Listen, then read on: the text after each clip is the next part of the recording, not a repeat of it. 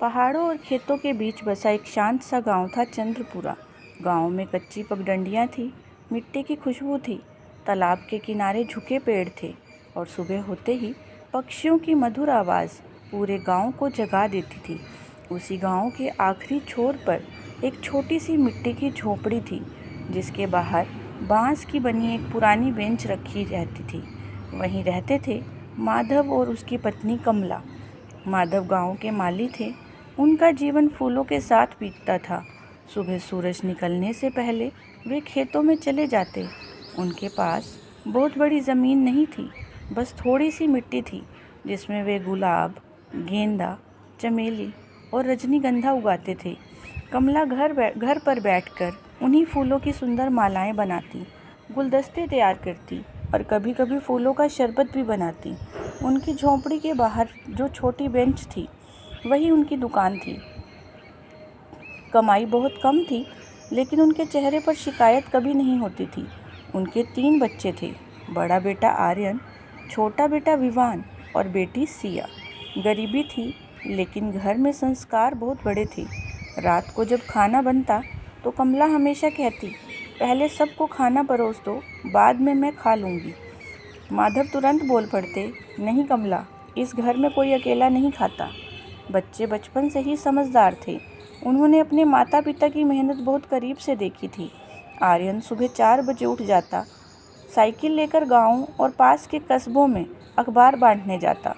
सर्दियां की ठंडी सुबह में हाथ कांपते, लेकिन उसने कभी शिकायत नहीं की।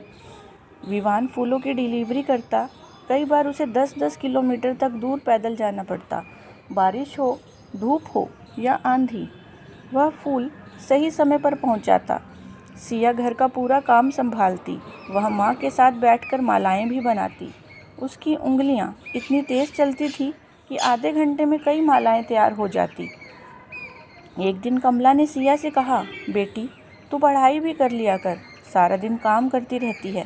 सिया मुस्कुराई, अम्मा, मैं पढ़ भी लूँगी, लेकिन आपको अकेले काम करते नहीं देख सकती। गरीबी ने उन बच्चों को उम्र से पहले बड़ा बना दिया था।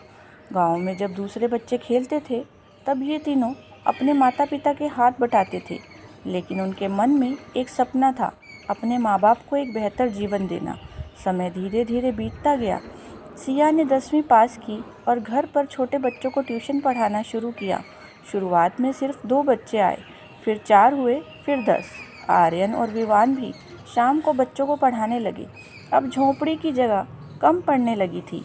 तीनों भाई बहनों ने मिलकर थोड़ा थोड़ा पैसा बचाया और पास में एक छोटा कमरा किराए पर ले लिया। वह कमरा उनका पहला सपना था। कमरा छोटा था, लेकिन वहाँ उम्मीद बहुत बड़ी थी। दीवारों पर पुराने चार्ट लगे थे, टूटी हुई मेज़ थी, कुछ प्लास्टिक की कुर्सियाँ थीं, लेकिन पढ़ाने वाले बच्चों की आंखों में चमक थी।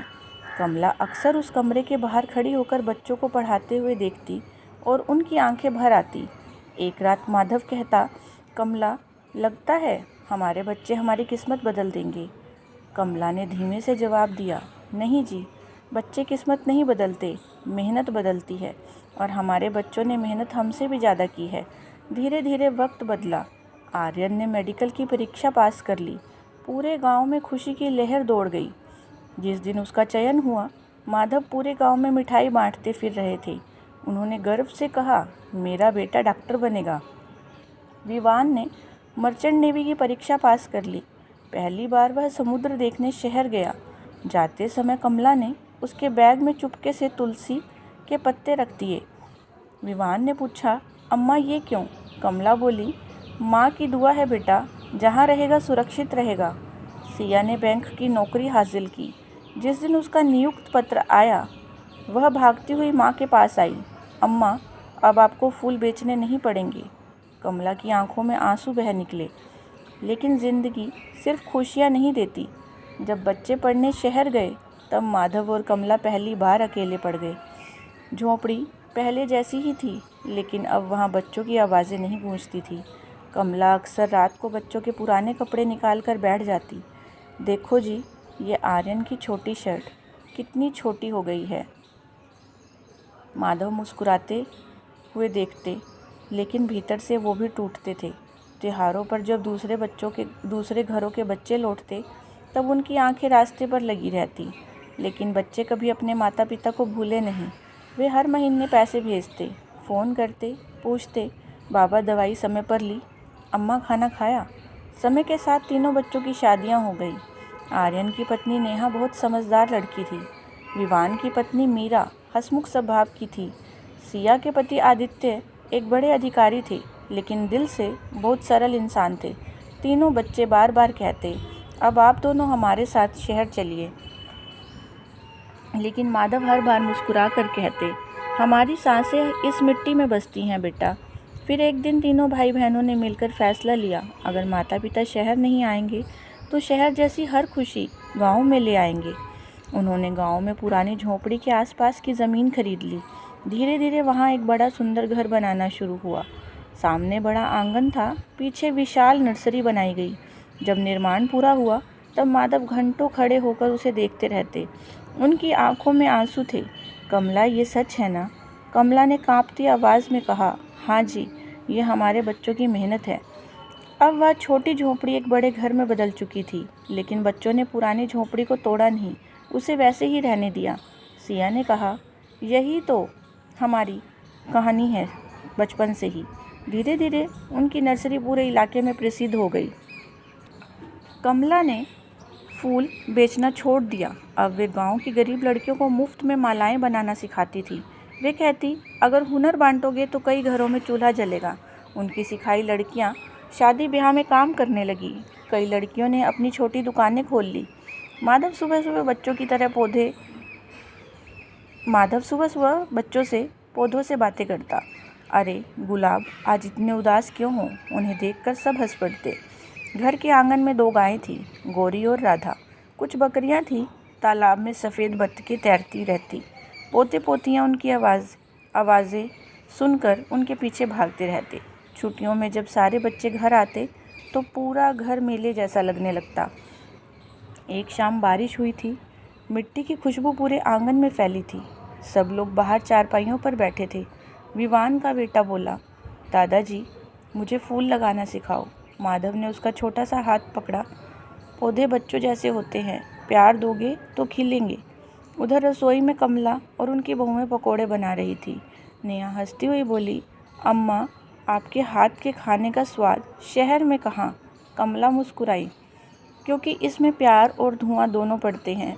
सब जोर से हंस पड़े। रात को सब छत पर बैठे थे।